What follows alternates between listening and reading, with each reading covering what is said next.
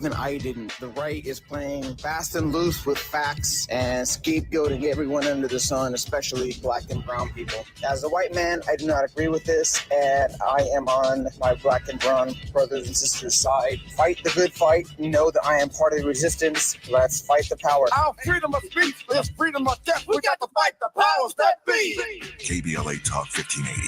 We've got your black. Shine, flies, no time to waste while it's passing you by. Shine, flies, be patient, cause good things happen in time. We gon' get it right, we gon' get it right, we gon' get it right, we gon' get it right. Protest and anthems.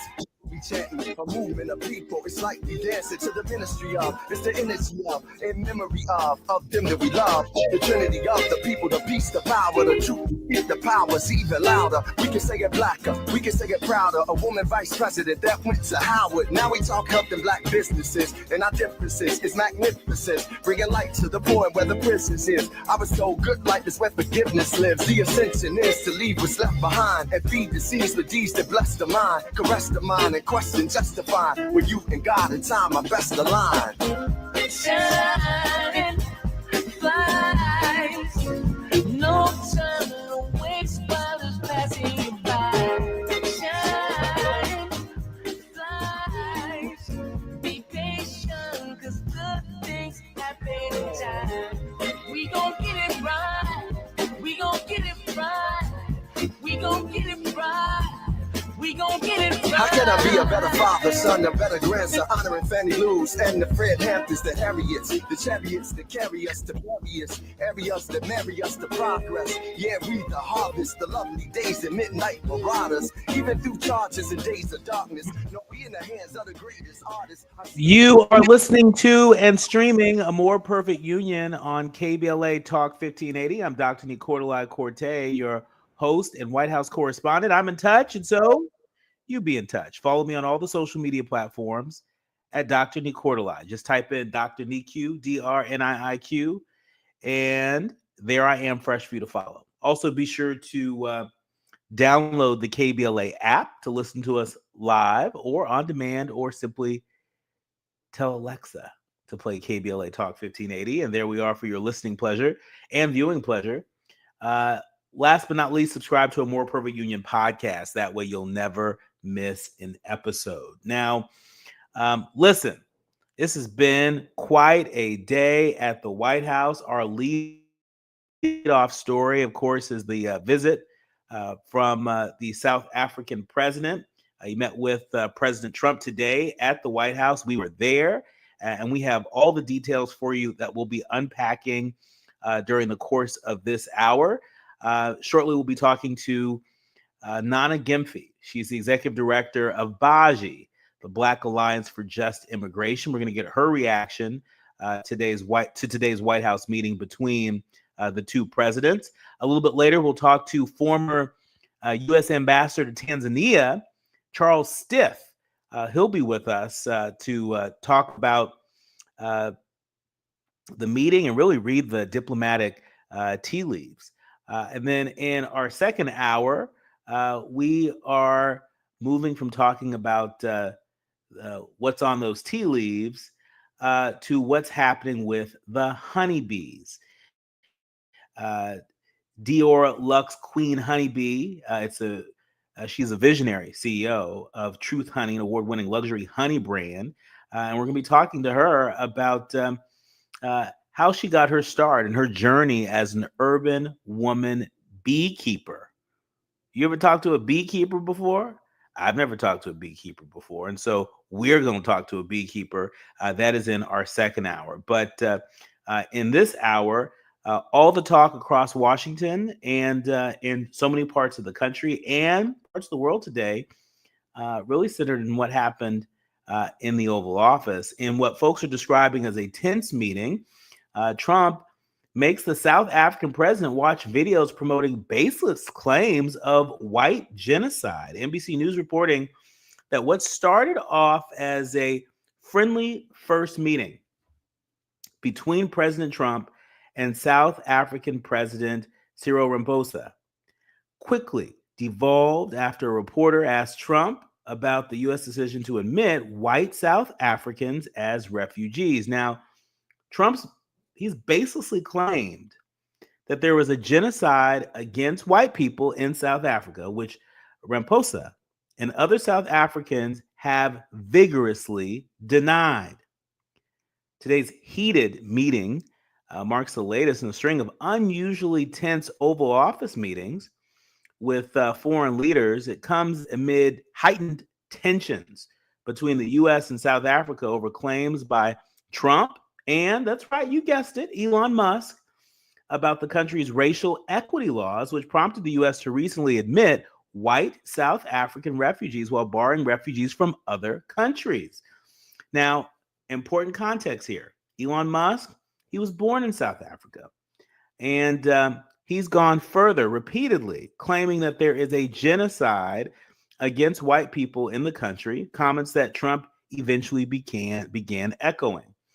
Now, after reporters asked about his genocide claim, Trump paused. He paused and he played this montage of clips that he argued backed up his claims on a television in the room. That's right. The president brought TV monitors in the room and threw to a clip on the screen right there. I've never seen anything like this happen in the Oval Office, but I guess there's a first time for everything. The South African president responded to the montage, which included videos of people talking about, quotes, cutting the throat and shooting white people, and saying that the comments in the videos are not government policy. Later, South Africa's Minister of Agriculture, who I spoke to one-on-one this afternoon following the Oval Office visit, he said that multiple people included in the montage were a part of minority parties that are not in the country's ruling coalition. And so it is the equivalent of showing clips of people that are part of the MAGA movement, maybe clips of January 6th insurrectionists, and making it appear as if that's representative of what's happening across the country, or that's representative of mainstream views here in America. Now, certainly there may be a lot of people who may agree with their views, but I'm sure most of us would agree those are not mainstream views in our country. I'm talking about the extreme MAGA folks, the January 6th insurrectionists. And so that's the comparison that I'm drawing to the folks that were featured in this video that the president played in the Oval Office. Asked whether he denounced the language in the video, the president of South Africa didn't hesitate. He said, "Oh, yes." And when asked by reporters earlier in the meeting about the White House's decision to admit white South Africans, Trump claimed that, quotes, a lot of people are very concerned with regard to South Africa. Now, you might think that that was the meeting. That summed up the entire meeting. That did not sum up the entire meeting. It is a meeting that even the president of South Africa said afterwards he thought was a good meeting.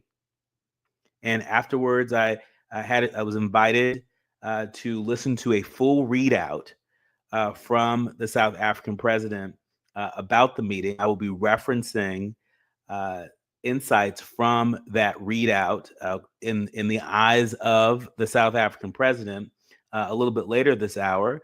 But I think it's important to also have an idea of what it is that they were seeking to accomplish.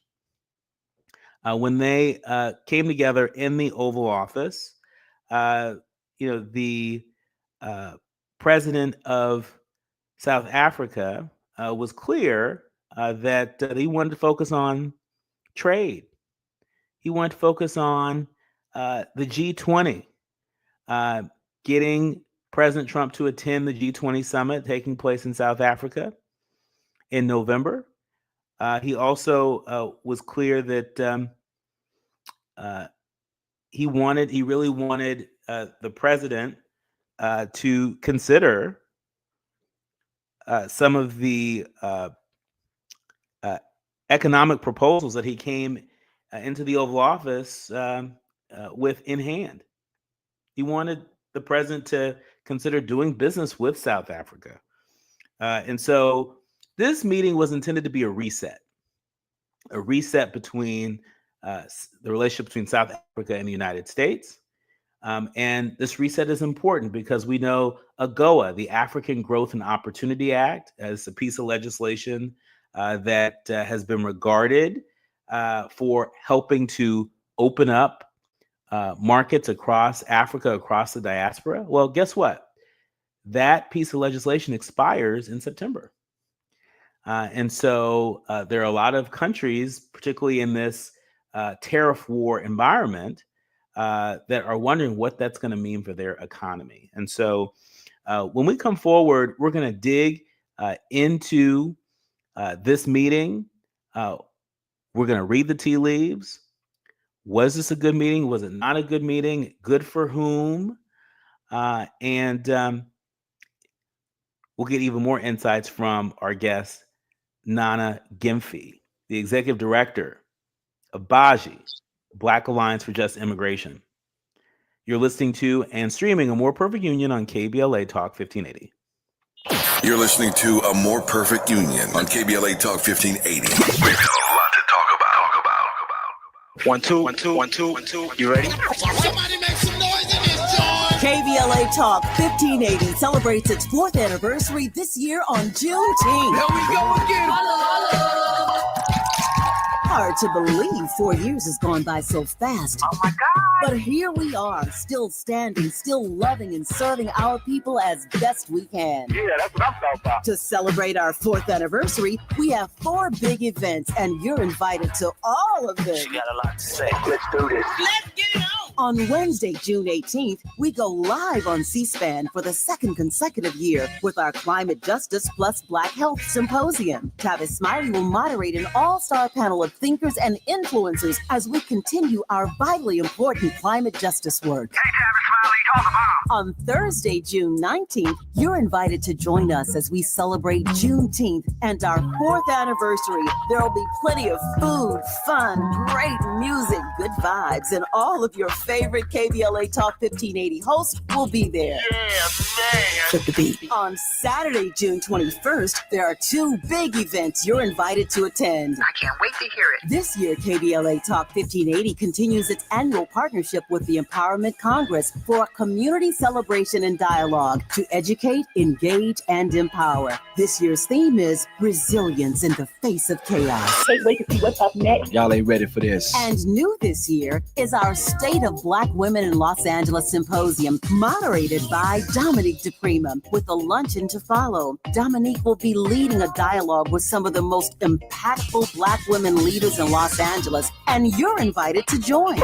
This is it. All of these events are free, but seating is limited, so you must register in advance at our KBLA1580.com website, where you can find all the details you need about each event. Check it out. It's our 4th anniversary, and we would love to celebrate it with you. I love you guys so much. There's nothing you can do about it. We're KBLA Talk 1580. The only black talk radio station west of the Mississippi. Thank you for having our black. Happy anniversary, KBLA! Love you. Love you. The coolest summer starts at Target with up to 50% off select Sun Squad pool and outdoor toys and 20% off select favorite day treats with Target Circle. Discover inflatable pools and outdoor toys that'll surely make a big splash this season, while you keep it cool and sweet with the most shareable cookies and frozen snacks under the sun. Hurry! Now through Memorial Day, save up to 50% on select Sun Squad toys and 20% on select favorite day treats with Target Circle, only at Target. Restrictions apply. Are you facing an unexpected financial emergency? You need WeFixMoney.com. WeFixMoney.com could help you get up to $3,000 fast. WeFixMoney.com is free to use, available 24/7, and has an A rating with the Better Business Bureau. Go to the name you trust, WeFixMoney.com. If you need emergency cash up to $3,000 for bills or anything else, type WeFixMoney.com directly in your browser. That's WeFixMoney.com. Hit me. me. National news of consequence, informed opinion, and analysis beyond the headlines. You're listening to A More Perfect Union on KBLA Talk 1580. You are listening to and streaming A More Perfect Union on KBLA Talk 1580. I'm Dr. Nii-Quartelai Quartey, and so glad to welcome back to the show Nana Gyamfi. She's the executive director of BAJI, the Black Alliance for Just Immigration. Nana, this has been quite a day at the White House with the South African president, really emerging relatively unscathed going into it. One of his goals was basically not to have a Zelensky type experience in the Oval Office. And it seems like he was able to maintain a tone of congeniality with President Trump. He was able to very politely push back against this narrative of white Afrikaners somehow being discriminated against and being the subject of genocide of all things. What do you make of this meeting of the presidents in the Oval Office?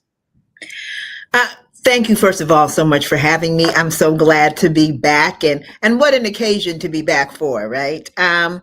Yeah, you saw my gestures during your description with respect to the Zelensky. I think for a lot of us, when we saw what happened with President Zelensky in that meeting with Trump and Vance, we were like, what would this look like if there was an African president or a president from the Caribbean, right, in this space? And we got the opportunity to see that here with President Ramaphosa, having this interplay with President Trump. I think he did emerge unscathed, didn't get the dress down, even though there was that effort to sort of ambush him with these videos. I think part of it is that, Ramaphosa is new to this, is true to this, not new to this. So this is the constant. Some of this has been debunked over and over and over again. These are not new false allegations, but as false as they are. And at the same time, I think there's a clear understanding on the part of President Ramaphosa that, the folks, he runs a country. He has to operate responsibly running the country. The United States is, for better or for worse, an economic partner, business partner at least, with South Africa, in spite of BRICS, in spite of South Africa's position with respect to Palestine, etc. Both presidents, in that light, were in a position in which they were dealing with, another party that's not just bowing down. So it was an interesting interplay for sure. And to your point about not just bowing down, I thought it was very interesting that, as deferential as President Ramaphosa was to President Trump, he also didn't miss an opportunity to remind the president and to remind the American people and folks around the world watching that there are also areas that are mutually beneficial. While there are 600 American companies that are currently investing in Africa, the South African president pointed out that there are 22 South African companies that are investing in the United States. And so talk to us about comparisons like that, how powerful they are, particularly in a trade war environment. Our economies need each other. Yes, America has the biggest economy in the world, but it doesn't mean that it doesn't notice when economies like South Africa become less intertwined. And especially in the context of BRICS, right? We know that South Africa, in being one of the founding nations of BRICS, really made it clear that, we are happy to be in some kind of economic relationship with the United States, but we're not saying it's, US or bust. We have other partners. We have other ways to move. There's a different geopolitical world that is forming that includes an economic peace.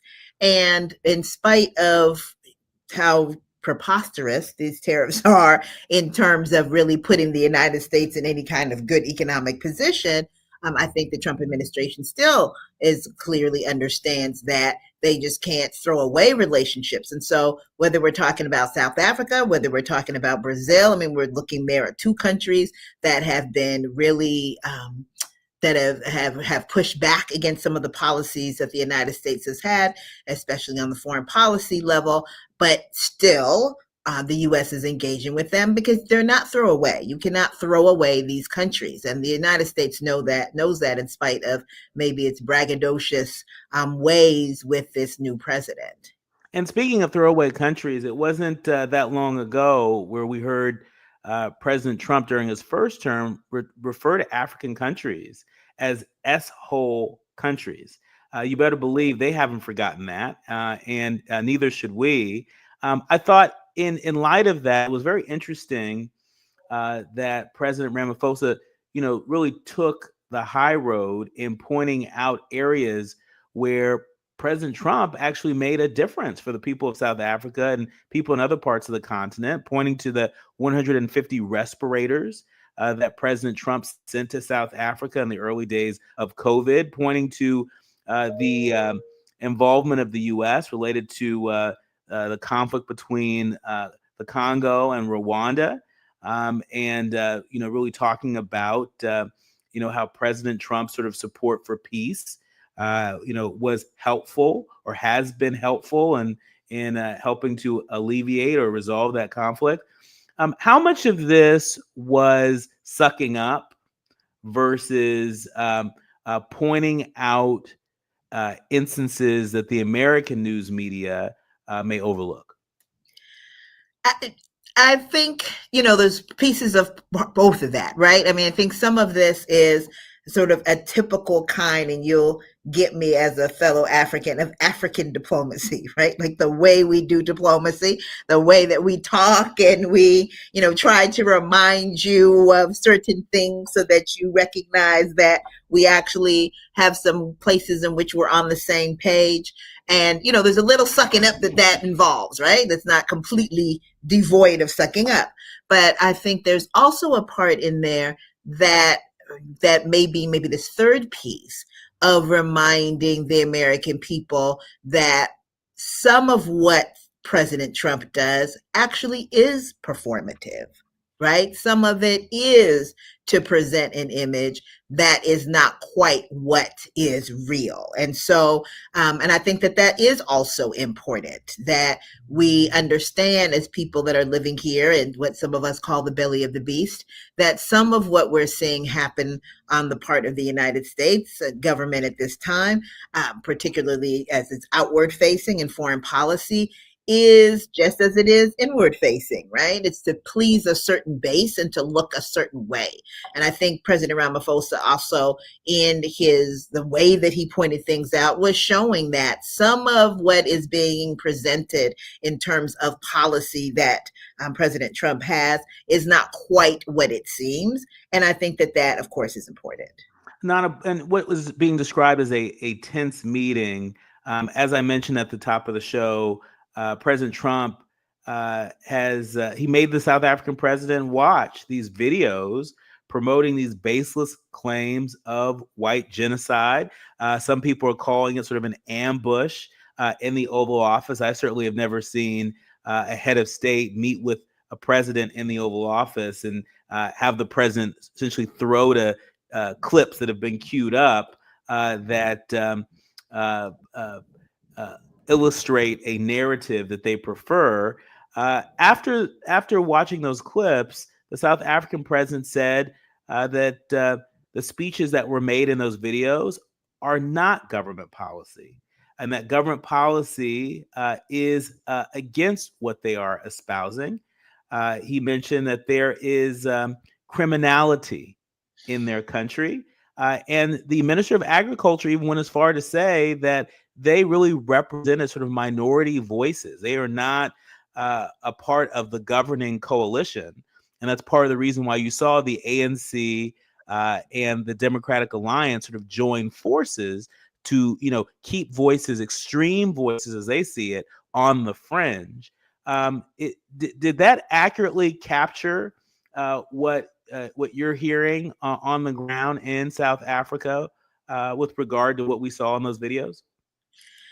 I mean, I would say yes and no, and I want to give it a little bit of context, right? As you know, as someone who was around, young as you are, during this time period of apartheid, there were two views of how this could go, right? How this could end in the post-apartheid world. And one view was like the Mama Winnie view, which was, hey, we're going to drive them into the sea. These whites got to go. There's nothing here for them. They're colonizers. We're not sharing anything. There was another view held by her then former husband, Nelson Mandela, and the ANC, that was saying, no, we're going to figure out how we're going to create this one country, and we're going to work through this. We're going to figure out how to face it and work through this, and come to a place where we're going to be able to live with these Afrikaners in this country in spite of all that has happened. Of course, there are some people now that continue to disagree with that approach, who feel that the colonizers should go. And, South African Twitter was abuzz with folks saying, yes, please take them, take all of them, take them as refugees, empty out the country. We're fine with that, right? And then you have those other folks who are the people who are politically, at least the majority, right? They are the ones that are in power right now, who are still adhering to this idea that there's a way that can be made for this one country, many colors, one country, many people theme that the ANC and its allies brought out during the post-apartheid era. And so to the degree that we're talking about who's politically in control, I would say that is the case. But clearly, and there's clearly not a genocide going on of white folks. Trust and believe, there would be full invasion if that were the case. The white folks have gone to war for much less. I mean, Britain went to war in the Falkland Islands for some sheep. So you can imagine what these people would do over white human beings. But I think that I think it's critical to say that, but I think it is important to point out that white Afrikaners don't get to just walk around here and think that there's nothing, that, everyone should be looking at them with smiles on their faces. That is not the case. There is a reason that they are not in control of the country anymore. I know it makes them feel uncomfortable. It's not the world they want to live in. I think they think they're going to come to Arkansas, hang out with Sarah Huckabee, and somehow live their white supremacist dreams in Alabama, Arkansas, Mississippi. I'm sure Black folks there have a different story for them. But, none of this is an excuse for refugee status, and none of this means that the South African government or South African people on any level are engaging in any kind of genocide against white folks in South Africa. Our thanks to Nana Gyamfi, the executive director of the Black Alliance for Just Immigration. Thank you for joining us and telling it like it is on this South Africa edition of the People's Briefing right here on A More Perfect Union. More when we come forward. The audience is listening. Thought-provoking, eye-opening, heart-rendering. This is where authentic voices meet powerful discussions on culture, community, and change. This is where Black voices matter. He's breaking boundaries, amplifying diverse perspectives, and tackling the issues that matter most to you. You're inside A More Perfect Union with Dr. Nii-Quartelai Quartey on KBLA Talk 1580. I'm Amber Payton with BIN News Now. Tensions rose as President Trump accused South Africa of genocide against white Afrikaners during a meeting with President Ramaphosa, who says he wants to discuss the issue. You are a partner of South Africa, and you are raising concerns, and these are concerns that we are willing to talk to you about. Ramaphosa denied the allegations, telling Trump there is a minority party behind the tensions between blacks and whites. Sean Diddy Combs' sex trafficking trial is back on in New York City. A Homeland Security agent described the Miami raid, revealing drugs and baby oil.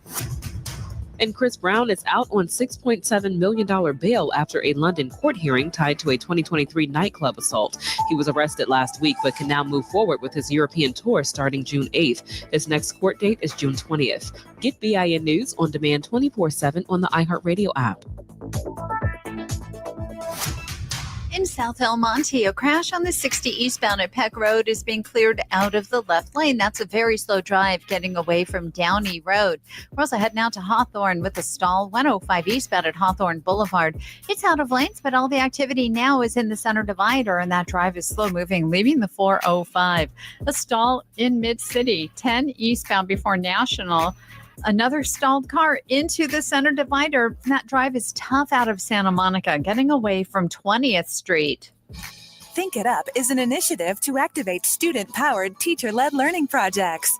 Students and teachers, how can you spark great learning experiences in your classrooms today? Join at thinkitup.org. This is the KBLA Sports Minute with Ray Richardson. The LA Sparks are back in action tonight at Phoenix. Third game for the Sparks in the WNBA regular season. Next home game for the Sparks is Friday night against Golden State at Crypto.com. The WNBA's popularity continues to rise. Saturday's Chicago Sky Indiana Fever game drew an average of 2.7 million viewers on ABC. That's the highest rating for a WNBA regular season game in 25 years. The game also generated the second highest TV rating for a WNBA event in the league's 29-year history. The only event with a higher TV rating was the 2024 WNBA All-Star Game, which attracted 3.4 million viewers. Congratulations to University of Houston men's basketball coach Kelvin Sampson, the only African-American coach to reach last season's Final Four. Houston gave Sampson a 4-year extension that will keep him under contract through 2029. No debates, no speculation, just the info you need. That's your KBLA Sports Minute. I'm Ray Richardson on KBLA Talk 1580. At the tone, please record your message.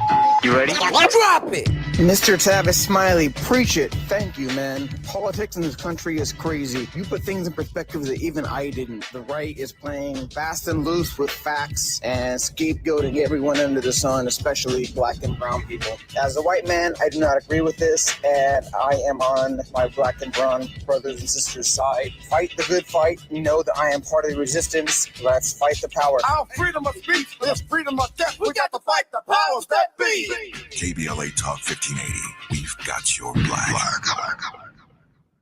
Nearly 7 million Americans aged 65 and older are living with Alzheimer's disease or AD. But did you know that Black adults aged 65 and older are twice as likely as white adults to develop AD?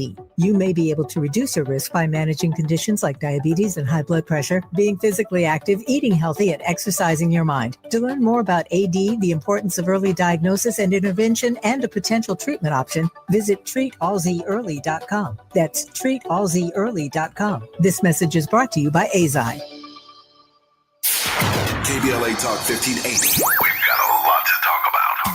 KBLA Talk 1580, connecting you with services and solutions. LA County's new Justice Care and Opportunities Department, or JCOD, is here to support justice-involved individuals and their families. The JCOD Support Center is now taking calls at 1-833-LACJCOD. That's 1-833-522-5263. Available 7 days a week from 6 a.m. to 11 p.m., the Support Center is your one-stop shop for reentry issues and court support. They offer court reminders, connections to local services, transportation assistance for housing, court appearances, and childcare. The JCOD hotline provides personalized help to connect you with services that you need. And don't forget to check out justiceconnect.org for more information. Remember, it's free and available every day at 1-833-522-5263. This is a community call to action from KBLA Talk 1580.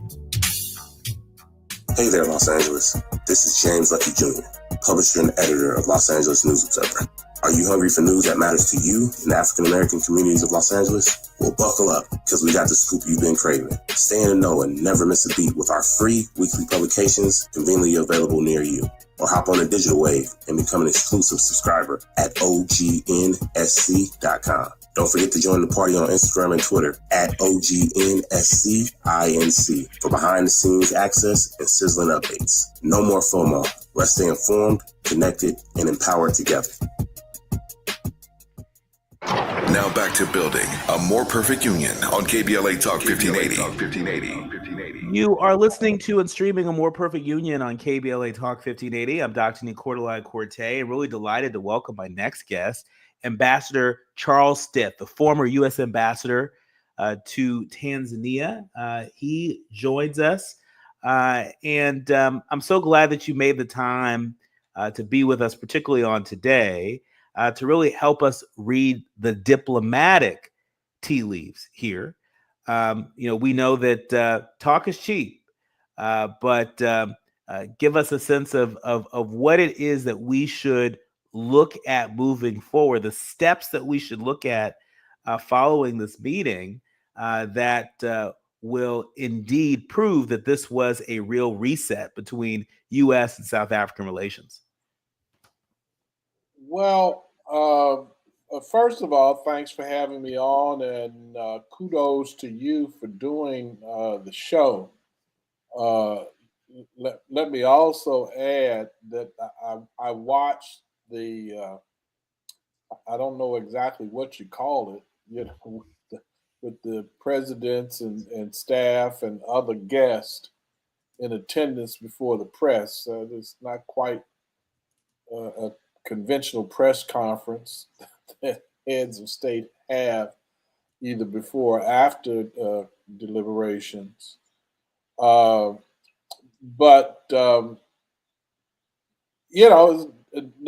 nothing unexpected in terms of the histrionics or drama. I think it's too early, to characterize this as a reset, because as you said, the proof is in the pudding, and not in the recipe. And what we heard today was a discussion about recipes. Let me also add that, in watching the television,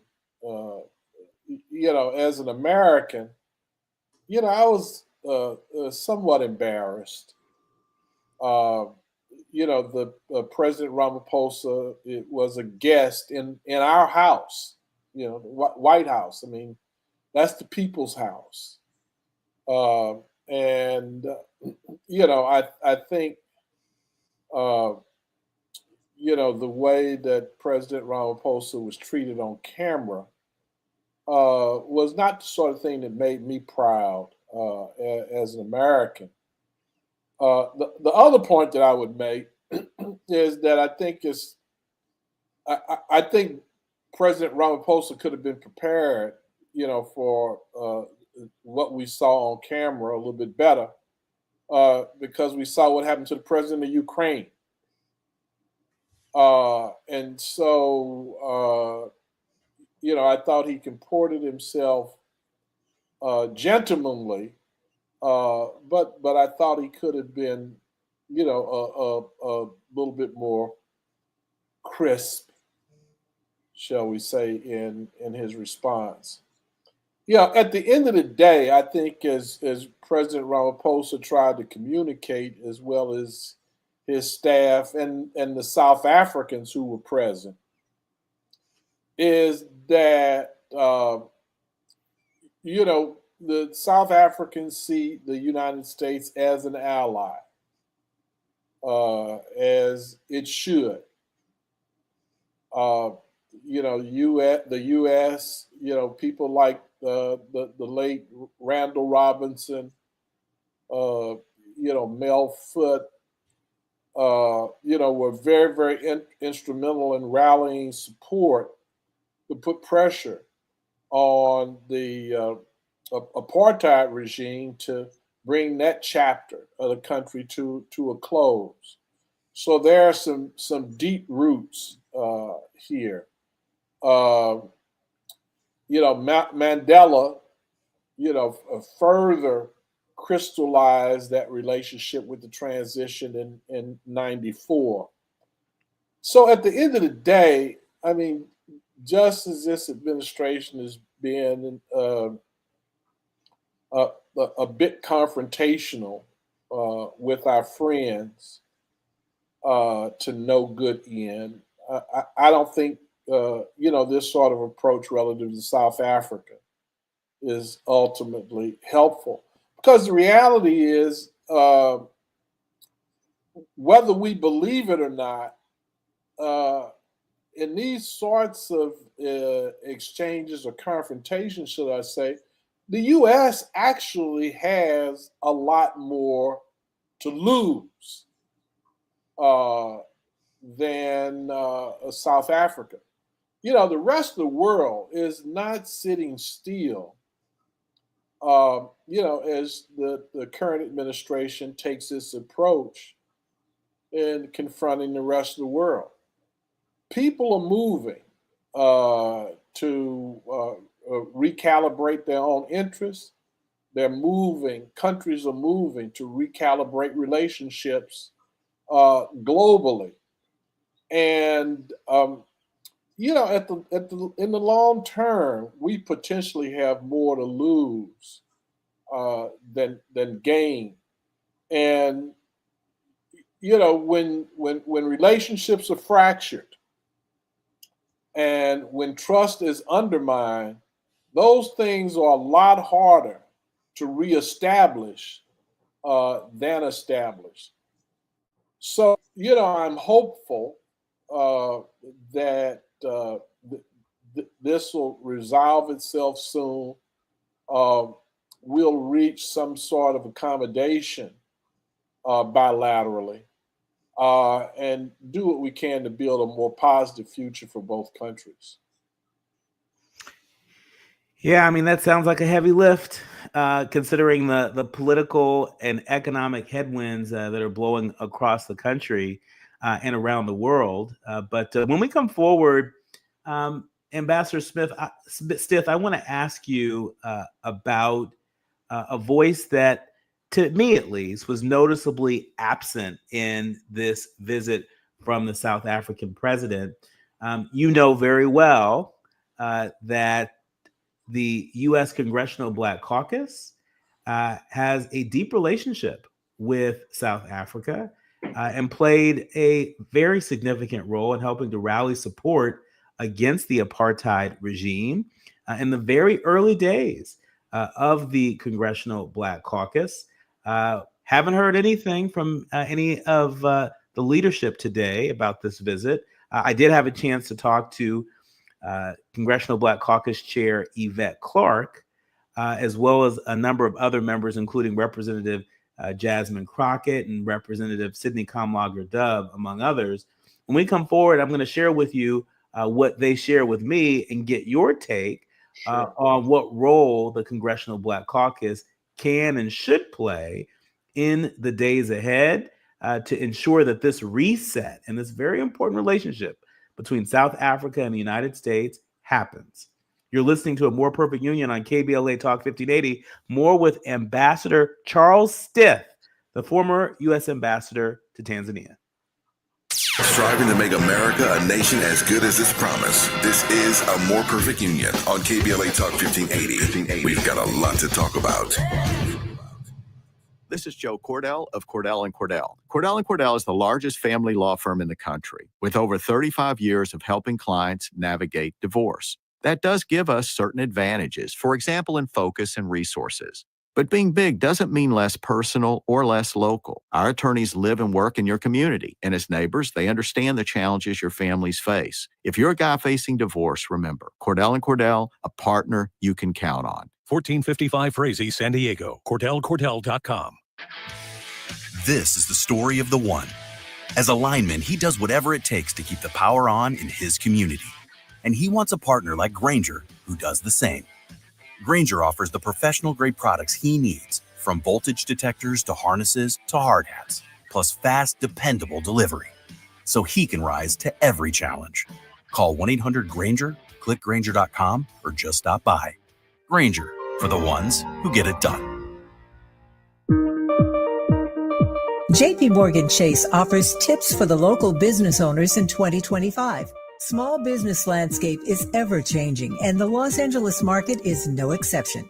A startup or legacy business, revisiting your mission statement and recalibrating offerings can renew opportunities for growth and innovations. Programs like Chase for Business Coaching for Impact gives entrepreneurs access to expert guidance, helping you streamline operations, strategize your growth, and navigate complex challenges.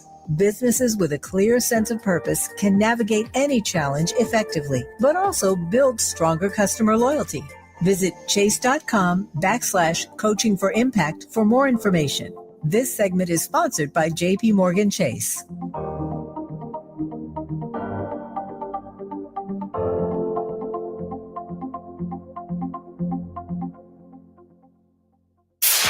KBLA Talk 1580. We've got a lot to talk about.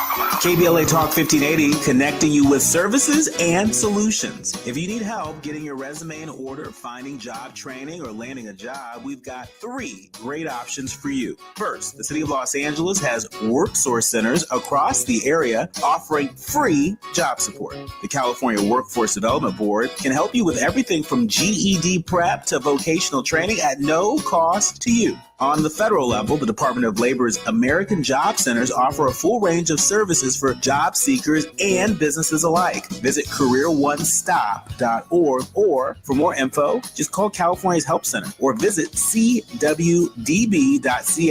or call 916-657-1440. For the City of Los Angeles programs, go to ewd.lacity.gov or call 213-744-7300.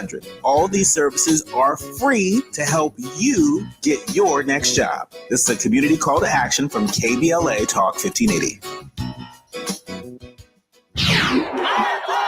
We face tragedy, but we don't fall into despair. We continue our work to build a more perfect union. You are listening to and streaming A More Perfect Union on KBLA Talk 1580. I am so delighted to be in conversation with my friend, Ambassador Charles Stith. He's the former U.S. ambassador to Tanzania and knows quite a bit about reading the diplomatic tea leaves. In that spirit, Ambassador Stith, let me share with you that late last week I had a chance to meet with members of the Congressional Black Caucus, including Congressional Black Caucus Chair Yvette Clarke, representing the people of New York. And I asked them, I said, hey, have you all reached out to the South African president? Is there anything the CBC can do to protect or support South Africa from any potential retaliation that may become of this meeting with President Trump? And Congressional Black Caucus Chair Clarke mentioned that they have met with about 8 or so members of the African Union. And so there is some level of conversation there. But she expressed some concern about any head of state going into the White House after the way that Mr. Zelensky was treated, what she referred to as overt extortion of Ukraine. Jasmine Crockett also was not very confident that this would be a productive meeting, saying, I think that he's going to take the white victimhood to the next level in the conversation, referring to President Trump, because, you're going around literally kidnapping people off the street, busting out people's windows and grabbing them out of their cars, and even picking up and rounding up U.S. citizens to have them sit in custody. And so she wasn't very confident of this meeting. It's unclear what Congressman Meek's contact has been with the people of South Africa. But I want to put this to you. What can the leadership of the Congressional Black Caucus do in the days ahead to help ensure that South Africa and the African Union, by extension, experiences the most positive outcomes from this White House meeting? Well, let me go back to where you started, and that is you asked them if they had any contact with President Ramaphosa prior to this trip, and I guess the corollary to that is, do they plan on meeting with him on this trip? I don't know, and I've not been following this issue from the U.S. side. As a matter of fact, I just got back to the States from Los Angeles. From Johannesburg, and I'm in Los Angeles on Monday. So I don't know. Did they indicate that they had met with Ramaphosa? Did they plan on meeting with No, him? they indicated that they had not, and their thoughts were they thought basically his schedule was likely already set, and so there was no anticipation of any meeting with the South African president. Well, the first thing that I would say is that there are three branches of government. The judiciary, Congress, and the executive branch. And each has a role to play, and Congress has a role to play on issues like this. And so the first thing that I would encourage is that not just members of the Africa subcommittee, but the members of the Congressional Black Caucus need to spend some time on the continent because there's not just bilateral issues that take place at the level of the State Department and Foreign Ministry, but despite the kind of regression that we've made during this administration around issues like climate and the green energy transition is happening. And there are a lot of minerals which we don't have an abundance of, and some that we don't have any of. During the Biden administration, for example, graphite was declared a critical mineral. And Tanzania has one of the richest graphite belts on the planet. And so in terms of trade, investment, and a clean energy future, that's another set of reasons why the Congressional Black Caucus ought to be more involved. I know because we've been in conversations with folks in Japan that they're looking to procure mineral resources from Africa. And they're also, graphite in particular, and they're also looking to beneficiate the graphite concentrate to spherical graphite to create the anodes that you need for the batteries in e-vehicles. And, they're looking at the United States as one of those places where they might locate a manufacturing facility. So there are a lot of reasons for a broad cross-section of folks in the Congressional Black Caucus to make their way to the continent. I'm assuming President Ramaphosa's schedule was packed in terms of some detail, but I think, that doesn't relieve us of the obligation to touch base with his office and say, look, while you're here, let's try to figure out, whether it's a half hour or an hour or 2 hours or 3 hours that we can spend to get a better insight into what's going on in South Africa and the broad expanse of issues that we need to be talking about relative to Africa. Now, on the other hand, I would add that I think it's incumbent on the South African government to understand that it has an obligation, right, and an opportunity to engage others in the U.S. political ecosystem around issues that are important to their geopolitical interest. So, it kind of works both ways. We need to do a better job of reaching out to places like South Africa, and the South Africans need to do a better job in terms of reaching out to folks in entities like the Congressional Black Caucus. That's right, because especially in this current economic climate where, we're seeing the effects of these tariffs and the threat of a trade war really begin to translate to markets that appear to be contracting or certainly uncertain at the moment. It's important that we do this engagement. While we have a number of stores that may be taking Black products off of the shelves in this anti-DEI environment, well, guess what? It's a whole big wide world. And a lot of these products, I'm sure, sell pretty well in international markets. And so if members of the Congressional Black Caucus are looking for more reasons to lean in a way that I think is relevant, that connects the dots to what people care about right now as it relates to their pocketbook, there seems to be a lot of reasons for them to lean in to what's happening in South Africa and the AU. I really want to... Let me add one point. Another Sure, point. about 60 seconds. Go ahead. Why I think it's important.